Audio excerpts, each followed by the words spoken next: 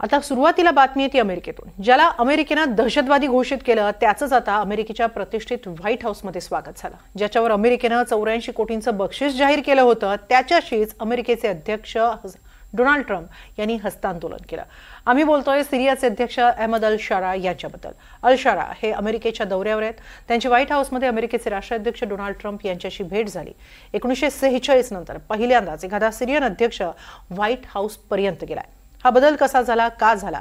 अल कायदाशी संबंधित अल शारा ज्यांना संयुक्त राष्ट्रांनी दहशतवादी घोषित केलं होतं त्यांच्यासाठी अमेरिका पायघड्या का घालतीये? काय घडतंय आंतरराष्ट्रीय पटलावर? पाहूया एक ग्लोबल रिपोर्ट। अहमद अल शारा सिरियाचे अध्यक्ष, मात्र पूर्वाश्रमीचे सिरियन दहशतवादी, अल कायदाचे अनुयायी। तेच अल शारा आता थेट व्हाईट हाऊसमध्ये, तेही अमेरिकन अध्यक्ष डोनाल्ड ट्रम्प यांची भेट घेण्यासाठी अल शारा सोमवारी पोहोचले। दोघांची ही पहिली भेट नाही, मात्र व्हाईट हाऊसमध्ये होणारी सिरियन अध्यक्षांची ही भेट तब्बल 17 वर्षांनंतर झाली। सिरियन अध्यक्ष अहमद अल शारा हे अमेरिका दौऱ्यावर आहेत। रविवारी ते अमेरिकेत पोहोचले आणि सोमवारी त्यांची व्हाईट हाऊस मधली बैठक पार पडली। 25 मे रोजी दोघं सौदी अरेबियामध्ये भेटले होते। दरम्यान सोमवारच्या बैठकीविषयी अधिक जाणून घेण्याआधी अहमद अल शारा कोण ते पाहूया। अहमद अल शारा यांचा जन्म 29 ऑक्टोबर 1982 रोजी झाला। अबू मोहम्मद अल जुलानी या टोपण नावानेही त्यांना ओळखलं जातं। दारा गोलन हाइट्स परिसरात सिरियन कुटुंबात त्यांचा जन्म झाला। अहमद अल शारा यांनी 2003 मध्ये वैद्यकीय शिक्षण सोडलं। ते अल कायदा नेत्यांच्या संपर्कात आले। 2005 मध्ये त्यांना अमेरिकन सैन्यानं अटक करून तुरुंगात टाकलं। 2011 मध्ये सुटकेनंतर अल शारा यांनी अल कायदाची सिरियन शाखा जबात अल नुसराची स्थापना केली। 2013 मध्ये अमेरिकेकडून संयुक्त राष्ट्रांकडून त्यांना दहशतवादी म्हणून घोषित करण्यात आलं। त्यांच्यावर $10 दशलक्ष म्हणजेच अंदाजे 84 कोटी रुपयांचं बक्षीस जाहीर करण्यात आलं। 2016 मध्ये ते अल कायदापासून वेगळे झाले आणि हयात तहरीर अल शाम म्हणजेच HTS ची स्थापना केली। डिसेंबर 2024 मध्ये बशर अल असदच्या पतनानंतर जुलानी यांनी सत्ता हाती घेतली। 29 जानेवारी 2025 रोजी ते सिरियाचे अंतरिम अध्यक्ष झाले। तर सिरियाची सत्ता हातात घेतल्यानंतर अल शारा यांनी सुरुवातीला अरब राष्ट्रांची भेट घेत सिरियाचे इतर राष्ट्रांशी संबंध सुधारण्यास सुरुवात केली। त्यानंतर संयुक्त राष्ट्र, युरोपीय संघ अशा महत्त्वाच्या संघटनांसह रशियामध्ये देखील त्यांनी भेटीगाठी वाढवल्या। या व्यतिरिक्त सिरियामध्ये नुकत्याच निवडणुकाही घेतल्या, जेणेकरून दीर्घकाळ गृहयुद्धानं बदनाम झालेल्या सिरियाबाबत आंतरराष्ट्रीय समुदायात विश्वास निर्माण होईल। सिरियामध्ये परकीय गुंतवणूक वाढवून विकास साधण्याचा त्यांचा हेतू आहे। अशाच प्रयत्नांत त्यांनी अमेरिकेशी जुळवून घेण्यास सुरुवात केली। मे महिन्यातच सौदी अरेबियामध्ये ते अमेरिकन अध्यक्ष डोनाल्ड ट्रम्प यांना भेटले। त्यानंतर अमेरिकेसह त्यांच्या वाटाघाटी सुरू झाल्या। सोमवारच्या बैठकीच्या 2 दिवसांपूर्वीच 7 नोव्हेंबर रोजी अमेरिकेनं त्यांना दहशतवादी यादीतून काढून टाकलं। शारा यांच्या सरकारनं बेपत्ता अमेरिकन लोकांचा शोध घेणं आणि शस्त्र नष्ट करणं यासारख्या अमेरिकेच्या अटी पूर्ण केल्या आहेत, म्हणून त्यांना यादीतून काढून टाकण्यात आलं, अशी माहिती अमेरिकेच्या परराष्ट्र विभागानं दिली। दुसऱ्या दिवशी संयुक्त राष्ट्रांनीही हेच अनुकरण करत त्यांना दहशतवादी यादीतून काढून टाकलं। गेल्या वर्षी डिसेंबरमध्ये त्यांच्यावरील बक्षीसही मागे घेण्यात आलं आणि आता हेच अहमद अल शारा अमेरिकेत पोहोचले। तिथे त्यांनी ट्रम्प यांच्याशी चर्चा केली। यावेळी कधी काळी अमेरिकेचा शत्रू असलेल्या अल शारा यांचं ट्रम्प यांनी चक्क कौतुक केलंय। माझं आणि त्यांचं ठरलंय, अल शारा हे खूप कणखर नेते आहेत। ते एका खडतर प्रदेशातून आलेले अतिशय सशक्त नेते आहेत। मला ते फार आवडले। माझं त्यांच्याशी म्हणजे सिरियाच्या नव्या अध्यक्षांशी छान जुळलंय आणि आम्ही सिरियाला यशस्वी करण्यासाठी सर्वतोपरी प्रयत्न करू, कारण तो मध्य आशियाचा महत्त्वाचा भाग आहे।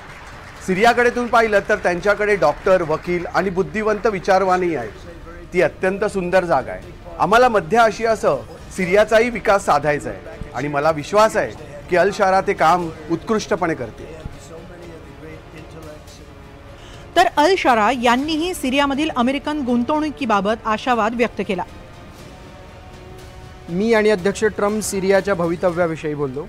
आम्ही सिरियातील भविष्यातील गुंतवणूक संधींविषयीही बोललो। त्यामुळे यापुढे सिरिया कधीही एखादी सुरक्षेसाठीची धोकादायक जागा आता राहणार नाही। आता सिरिया देखील एक महत्त्वाचा भूराजकीय सहयोगी आहे आणि इथं अमेरिकेला गुंतवणुकीच्या खूप संधी आहेत। विशेषतः नैसर्गिक वायू बाहेर काढण्यासाठी अमेरिका आता मदत करू शकते। दरम्यान या चर्चेचा अजेंडा सिरियामध्ये शांतता आणि व्यावसायिक करार हा होता। अमेरिकन कंपन्यांनी सिरियाच्या ऊर्जा मास्टर प्लॅनवर याआधी काम केलंय, त्यामुळे रस्ते, पूल आणि घरांसाठीचं कंत्राट अमेरिकन कंपन्यांकडे जाऊ शकतं. तर शरा यांच्या नेतृत्वाखाली सिरिया आयसिस विरुद्ध अमेरिकेला पाठिंबा जाहीर करेल अशी अपेक्षा आहे. मीडिया रिपोर्ट्सनुसार अमेरिका दमास्कस जवळ एक लष्करी तळही स्थापन करेल. तिथून मानवतावादी मदत वितरित केली जाईल आणि सिरिया इस्रायल परिस्थितीवर लक्ष ठेवलं जाईल. या बैठकीत अमेरिका सिरिया संबंध सुधारणं आणि मध्य पूर्वेतील स्थिरता वाढवणं यासारख्या अनेक मुद्द्यांवर चर्चा अपेक्षित होती. तर ही सिरिया अमेरिका बैठक महत्त्वाची का तेही पाहूया. अमेरिकेला आयसिस विरुद्ध अल शरा यांच्या नेतृत्वातील सिरियाची गरज आहे. आयसिसला पराभूत करण्यासाठी अमेरिकेच्या नेतृत्वाखालील जागतिक युतीमध्ये सिरियाचा समावेश करण्यासाठी करारावर स्वाक्षरी झाली आहे. हा अल शरा सोबतच्या अमेरिकेच्या व्यावहारिक राजनैतिकतेचा एक भाग मानला जातो. याद्वारे प्रादेशिक सुरक्षा मजबूत करता येणार आहे. 2011 ते 2024 या 13 वर्षांच्या सिरियन यादवी युद्धामुळे सिरियात पायाभूत सुविधांचं प्रचंड नुकसान झालंय. त्यांच्या पुनर्बांधणीसाठी जवळपास $216 अब्ज गरज आहे. ती मदत पुरवण्यात अमेरिका मदत करू शकते. सिरियावरील निर्बंध हळूहळू उठवले जाऊ शकतात. अल शरा यांनी संयुक्त राष्ट्रांमधील भाषणातून याबाबत विनंती केली होती. अमेरिकेच्या मध्यस्थीनं इस्रायल सिरिया सीमा सुरक्षा कराराकडे पावलं पडत आहे. 2025च्या अखेरीस होणाऱ्या वाटाघाटींच्या 5व्या फेरीसाठी हा महत्त्वाचा पाया ठरू शकतो. या व्यतिरिक्त अब्राहम करारांचा विस्तार करण्यावर देखील चर्चा अपेक्षित होती. मे महिन्यात अमेरिकेचे राष्ट्राध्यक्ष डोनाल्ड ट्रम्प यांनी सौदी अरेबियात अल शरा यांची भेट घेतली होती. त्यांच्या भेटीदरम्यान ट्रम्प यांनी सिरियावर लादलेले अनेक निर्बंध उठवण्याचे आदेश दिले. असद सरकारला कमकुवत करण्यासाठी अमेरिकेनं तेल, वायू, बँकिंग आणि लष्करी उपकरणांवर तसंच आर्थिक व्यवहारांवर निर्बंध घातले होते. अमेरिकन काँग्रेसनं 2019 मध्ये सिरियावर कठोर निर्बंध लादणारा कायदा केला. मात्र याच कायद्यात तरतूद होती, ती म्हणजे सुरक्षेच्या कारणास्तव अमेरिकेचे अध्यक्ष हे निर्बंध उठवू शकतात. राष्ट्राध्यक्ष ट्रम्प यांनी याच अधिकाराचा वापर केला आणि सर्व निर्बंध उठवले. अमेरिकेचे राष्ट्राध्यक्ष आणि सिरियन राष्ट्राध्यक्ष या दोघांमधील ही 25 वर्षातली पहिलीच बैठक आहे, जी मे महिन्यात पार पडली. 2000 मध्ये स्वित्झर्लंडमधील जिनिव्हा इथं अमेरिकेचे राष्ट्राध्यक्ष बिल क्लिंटन आणि तत्कालीन सिरियन राष्ट्राध्यक्ष हाफेज अल असद म्हणजेच बशर अल असद यांचे वडील यांच्यात पहिलीच बैठक झाली होती. त्यानंतर आता अमेरिकेत जाऊन अध्यक्षांची भेट घेणारे अहमद अल शरा हे गेल्या 70 वर्षांतले पहिलेच सिरियन अध्यक्ष ठरले. दोन्ही नेत्यांमध्ये झालेली ही भेट पश्चिम आशियातील सुरक्षा आणि शांततेच्या दृष्टीनं ऐतिहासिक ठरणार आहे. Bureau report, NDTV Marathi.